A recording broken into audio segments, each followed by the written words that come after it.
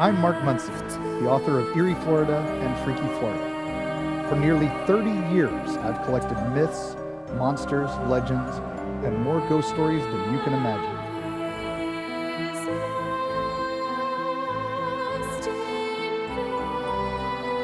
Join me as we journey to some of the spookiest and craziest places on Earth that might just be in your own backyard.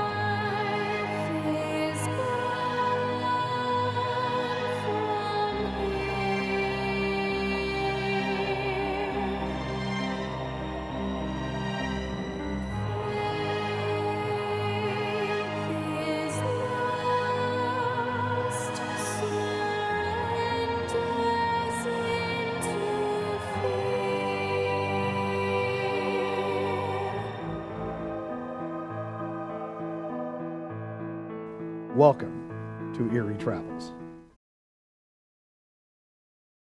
We're at the base of the Sunshine Skyway Bridge. Now, this is not the first Skyway Bridge over Tampa Bay.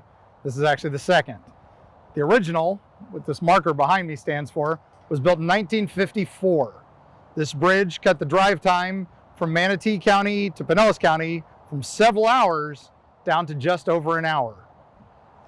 This bridge was so large, 11 miles, that it went over 3 counties: Pinellas County, Manatee County, and the waters owned by Hillsborough County. Now, this bridge was so heavily populated and so heavily traveled that it almost never, ever had a time where there wasn't someone on the bridge. Now, one January morning, the Blackthorn went out from under it and had its infamous encounter with the Capricorn. Just 6 months later, in May, the USS Summit Venture was on its way back into Tampa. It is already under the guidance of the Port Authority and was being controlled by the harbor master. A freak squall came and it pushed the boat off course. During the crowd and the thunderstorm and the clouds banking, they could not see how far off they were until the sun cleared and it was too late. They were headed for the bridge. By the time they stopped and dropped anchor, it was already past the point of no return, and they hit the bridge. The pylons collapsed and the bridge fell. If you go to the St. Pete History Museum, you can hear the tragic recording of the captain calling in, "The bridge is down, the bridge is down, cut off all traffic to the Skyway Bridge, the bridge is down." 35 people lost their lives in vehicles as they drove off the collapsed bridge in that morning fog where they could not see, driving 70 miles an hour, dropping 150 feet into the waters below, including one Greyhound bus full of passengers. A man stopped at the top with his 2 friends when he realized what was going on, when he saw the brake lights falling off the edge of the bridge, and stopped just to avoid disaster. He and his 2 friends got out and started stopping the traffic, saving the lives of others. One survivor landed on the deck of the Summit Venture in his pickup truck, and he lived to tell the tale. Sadly, many others did not. That bridge, the dark waters below, so many lives that morning, and disaster still haunts it to this day. Now, there are numerous spirits that have been seen on the bridge. The new bridge now spans the same 11 miles, but goes a little further out in the water, so it is not as treacherous. They also put in a lot of stone and a lot of rocks, which you can see some behind us. Those are the original blocks from the original Skyway Bridge, and they use that to reinforce the bumper. It can now stand over 300,000 tons of pressure, so the likelihood of another disaster is very, very slim. Sadly, this bridge has another dark piece of history. It is also the bridge that has the most suicides on this side of the Mississippi. The only bridge in North America that has more suicides is the Golden Gate Bridge in San Francisco. Now, 200 feet into the water now, so that the boats can get under it, seems a significant distance. Sadly, it is not enough to kill you, most likely.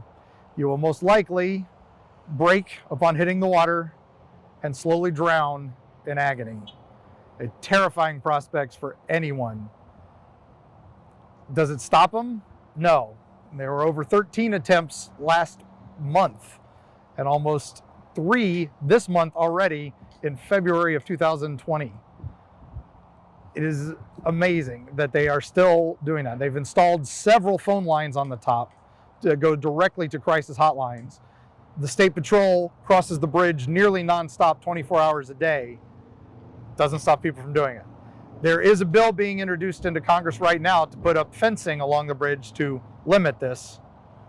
Has not happened yet. Now, the old bridge still had this same problem. They had nearly 54 deaths that were recorded off of it. Those deaths, tragic as they were, some even rank beyond the realm of possibility. One boy from Sarasota climbed to the top and hung himself rather than jump into the waters. Another man was kidnapped and forced to jump in 1981. These stories just haunt this bridge. It's still haunted. And we're going to be talking about the ghosts very shortly. On that fateful May morning in 1980, this was the old span of the Skyway Bridge. Once hit by the Summit Venture and started collapsing, this is the bridge everyone was driving on as they fell into the waters of Tampa Bay below. Now, this bridge peaked behind me at 140 feet. The new span that you can see is 210 feet. So a little bit higher to allow the bigger cruise ships of the modern day to get through. But at that time, was still a very high bridge. Now, the thing that people see surrounding us right now are a lot of fishermen, and they're here 24 hours a day because it's a great place to fish in Tampa Bay. But it's also a great place for ghost stories. Now, the story that strikes most comes from that disaster. The Greyhound bus that plunged into the waters after the bridge collapsed is still seen to this day driving across this bridge at an ungodly speed. Now, it's a fishing pier now. The speed limit is 15 miles an hour. So if somebody sees a bus come barreling down at them at any hour of the day, it's a pretty scary thought as is. But it comes and it drives right up and disappears right off of this bridge into the water. Now, 2 Seminoles that were working on the new span, putting in the lighting, told us last year while they were working on the new under LED lighting under the bridge that they heard a giant car crash sound and a splash into the water below from the old bridge. Realizing what they'd heard, they knew it was the bus. Dark tale, dark waters here in Tampa Bay. So, driving across the Sunshine Skyway Bridge, we've already discussed the bus, and we've already discussed the tragic history of the crash. But one of the most famous residents here is a classic Florida story, the hitchhiking ghost. No, not the ones from Disney. This one is a young lady, blonde hair, usually drenched, covered in water, and she's hitchhiking across the bridge. Now, she used to be seen on the old span before the collapse, and she's migrated over to the new bridge. Now, you'll see her here on the road up, and people think, oh, she may have been someone who jumped and has survived, or definitely looks like someone in distress. So a lot of people stop to pick her up, and she'll get in the car. She'll be shaky. She will not get in the front seat. Will only get in the back seat. Once she gets in, the person turns around to ask her where they can take her, what they can do for her. She vanishes without a trace. No sign. Now, that's just, she's seen so much that the toll booth takers on both sides, if you go to them and say, hey, I saw this, and sometimes even if you call the police out here, they'll be like, oh, that's just our ghost. That's the hitchhiker. One of the other dark things of Tampa Bay is they found numerous holes along the waters here and people would drown in them. The early settlers called them murder holes. And because people would just fall into them and never be seen again. 20 feet deep, some of them. Years later, after some archaeological study, they realized they were built by the indigenous peoples of the area. And the name murder holes is kind of appropriate because what they used to do was they would use those holes and fill them with injured animals or injured enemy tribesmen. And they would use them to get blood in the water to draw in the aforementioned sharks that we talked about with old Hitler. And they would use them to capture the sharks. Now, a person or a dead animal, some animals were useless to them. But a shark had plenty of meat, plenty of skins, and lots of other things that they could even carve into primitive tools. So a shark could feed the village for many, many months. Just one more dark piece of these waters. Now we're going to be driving up 210 feet on this bridge. As we said, the most suicided bridge this side of the continent. And it's crazy the amount of people who jump from here. The water below is just, it's not far enough down to kill you. You will hit the water and you will be broken and you will drown in agony. Now, the reason we also know most of that is because there have been 31 survivors who've lived to tell the tale. They've also reinforced the pylons of this bridge with rock islands. And a lot of the jumpers don't hit the water, they hit the rocks. So just more terrifying stuff. Now, one of the most infamous cases, just a few years ago, a young man decided he didn't want to jump off this into the water. He decided to climb these poles. He got about halfway up and he was going to hang himself. But sadly, he got about halfway up, didn't get the rope out, fell and crashed into the concrete here, died being hit by a vehicle. So not a pleasant way to go by any stretch. All this over one lone bridge that travels over 3 counties here in Tampa Bay. And you'll see beautiful sunsets, beautiful sunrises. You can see wonderful Fort DeSoto off to our left there.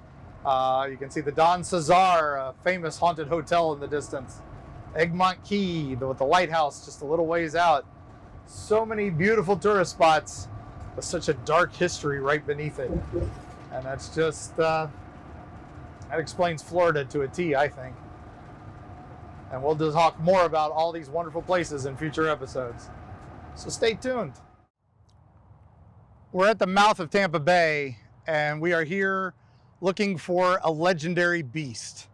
Now, Tampa Bay is host to numerous legends, but out here, one very infamous creature, a great white shark. Not a classic great white shark, but an albino hammerhead. Now, this hammerhead shark is supposed to be 20 feet long, and he's supposed to be this mythical beast that has roamed these waters since the 1940s. Now, behind me, this tree is about 20 feet long, so you can see how big this beast is supposed to be. It's fought fishermen. It's fought a guy with a machete that wound up against it in the waters. It's fought a Jeep that left its tow cable out in the water, and it pulled the Jeep off the Skyway Pier into the dark waters below. This creature has more sightings and more encounters every year, including 2 last week just off the pier. Now, the question is it real? Well, it has a great name, if nothing else. And the reason we're here is because it's just such a classic story. And we are here looking for old Hitler. So infamous, he was also featured on Discovery Channel's Shark Week in 2014 in his own special. Now, was it just one beast that did all this? He's scarred. He's covered with surviving attacks from fishermen. He's got a swastika carved in his forehead because of all the attacks. That's not how he got his name.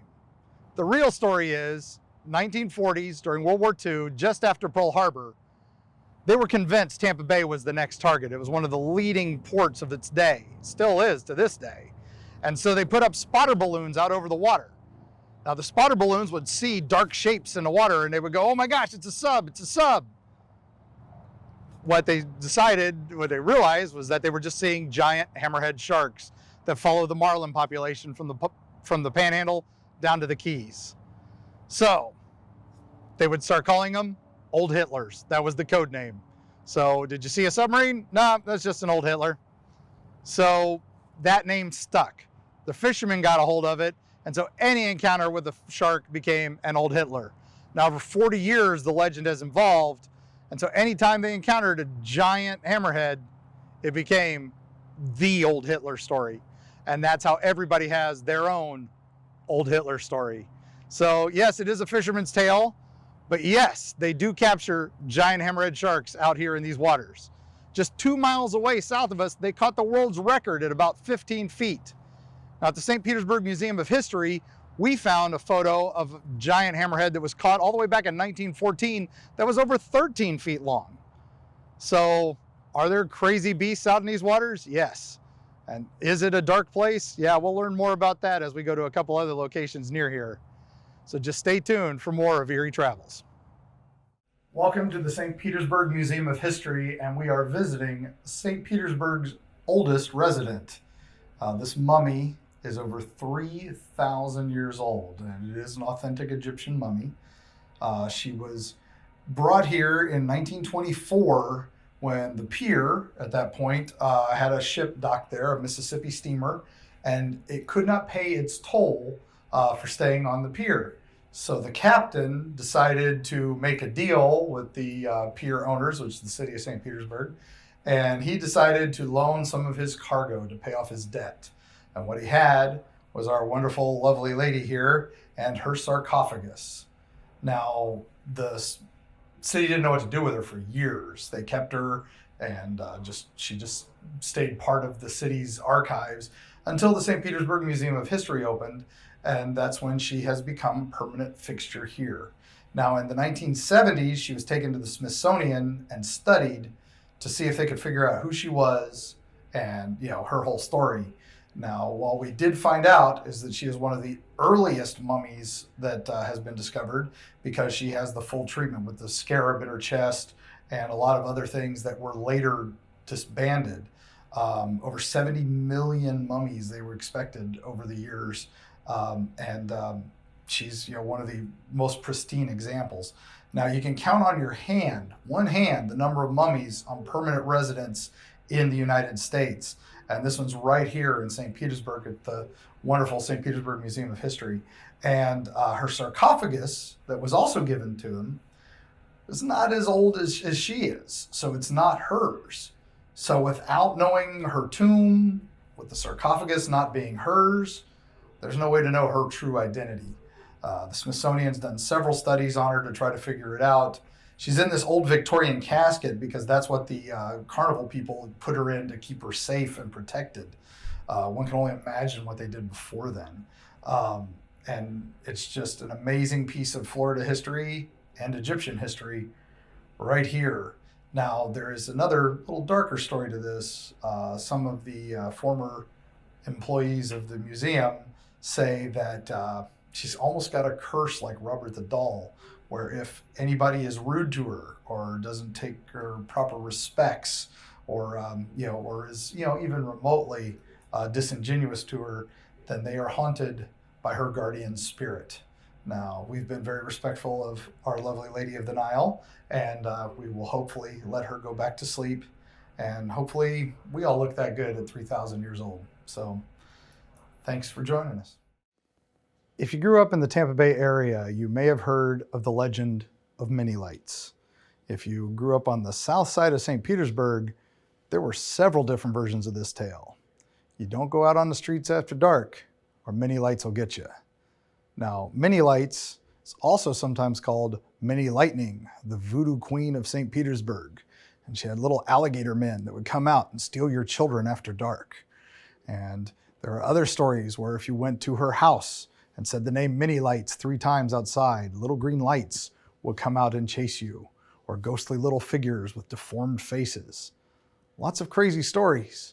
Now, when we start looking into it, as we do here in the St. Petersburg Museum of History archives, and we start asking ourselves, where does the name Mini Lights come from? Where does these alligator people come from and all that? And you start looking into the real history behind these legends, and you find out even darker stories. Well, there was a house that was owned by a Mennonite lady, and she kept circus performers there. She would let them stay there because this was the southern capital of circus, with Ringling just south of the bay, and a lot of local circuses were here trying to get Ringling's cast-offs. So the townsfolk weren't real happy about her letting circus folks stay there. So they used to go there and taunt the house, shouting, Mennonite, Mennonite, leave. And so that may be where that name comes from. Now, Minnie Lightning, the voodoo queen of St. Pete and her little alligator people, now that story goes back to the alligator farms of St. Petersburg. In the early 20s, these farms entertained tourists just as they do down south, but they had a little added something. What they did was they would capture small children from the streets, usually African-American children, and then they would throw them into the pits with the alligators to entertain the tourists so they could be chased. Now, what's sad is that sounds impossible. It sounds like something no modern society would have done, even in the 1920s. Sadly, they did. This farm here had a fan that's up here in the archives that shows like a Coppertone ad of a little alligator biting a child's butt. And it's just terrible. And that is why, St. Pete, some of these legends we look into, and they're pretty scary, have even scarier roots in truth. So a 3,000-year-old mummy, a unknown age hollowed out Tocobaga log canoe, all kinds of crazy items here in the St. Petersburg Museum of History. But one of the most infamous items is right here behind me. This piece of lingerie, this brassiere, 1950, brought down an entire wing of one of the biggest companies in the world, the Southern Bell Telephone Company. What happened was the company was making tons of money from their payphones. Nickels, dimes, quarters, everybody was making phone calls, and they needed to count it all. So they hired a group of ladies to start counting the money. Now what happens is these ladies start pocketing a little bit of change here and there when they realize they're not being watched. They're not being guarded. Nobody's even knows how much money is here. The phone company doesn't even know. They're just piling it onto a table and they're counting it. So they start rolling it and start putting it away for the banks, but then they start keeping a little bit more for themselves, a little bit more from themselves. They start realizing their purses are being checked, but their persons aren't. So they find ways to sneak out rolls of quarters, rolls of dimes. Now, in the 1950s, it's a lot of money these people are taking home. These ladies started making special bras to put the money in, would carry extra rolls of quarters, extra rolls of dimes. Now, the only reason this was even found out was one of the ladies thought she had been robbed and called the police, but she'd actually just stored the money in a wrong drawer. But when the police asked her, what money are you talking about? She blabbed, the whole thing came apart. Now, when the phone company realized how long this had been going on and how much money they'd lost, they wanted to nullify any ill effects, so they refused to press charges and kind of kibosh the whole thing. So this piece of lingerie here was involved in one of the greatest heists of all time, where they got away with it, thousands of dollars. Now, when you think of haunted locations, you think of hotels or castles or, unique haunted houses and crazy cemeteries. What you don't think of often is a public restroom. This is Comfort Station 1 in the heart of St. Petersburg, right at the downtown. And this building has kind of an infamous history. It was built by an architect who built a church 2 blocks north. Now, the church and this bathroom have the same basic structure and outline. So some people assumed, the church didn't pay his bills, so the architect built the bathroom to, show how much he thought of the church. Well, truth is, the history is a little different. He actually built this first as a test, kind of a model to see if he could build the church in the style he wanted to. It was successful, so yes, open to the public as a restroom for the city, and now he built the church 2 blocks north. Now, the dark history behind it is, this place is notoriously haunted.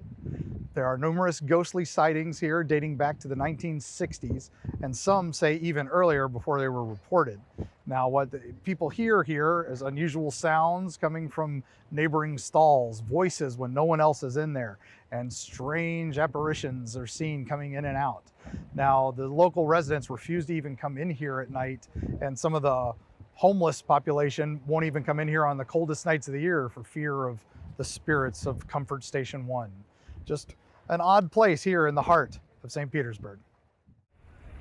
So behind me is the Vinoy Hotel. Now, the Renaissance Vinoy was remodeled recently, just before the turn of the last century, and was built way back and was abandoned for a long time. So this hotel, this big pink marvel behind us, has a wonderful history behind it, but also has a wonderful ghost story with it. Now, the gained some notoriety because the third floor, infamously haunted, had a visiting baseball team there. The Pittsburgh team showed up. They spent the night at the hotel and had a terrible night. They were haunted. There's screams, there was strange noises, knocks, and doors opening and closing. And so this got put into the bylaws of the MLB that no visiting team is allowed to be booked by the Tampa Bay Rays at the Vinoy Hotel. So that is because it scared them so much, they felt it affected their game. So is the hotel haunted? Well, some say yes, some say no. Back when I was growing up here, it was abandoned at that time, and we used to go spend the night in it. We would sneak up to the top. I think the statute of limitations is over on that, so I think I'm okay. But up on the top in that tower, I'll tell you, we heard some unusual things at night, and are they still there? Well, that remains to be seen. Now, the ghost hunters have investigated it, the ghost adventure team has investigated it, and numerous other paranormal teams have investigated it. All of them have said there are some restless spirits certainly resting and not so resting at the Vinoy.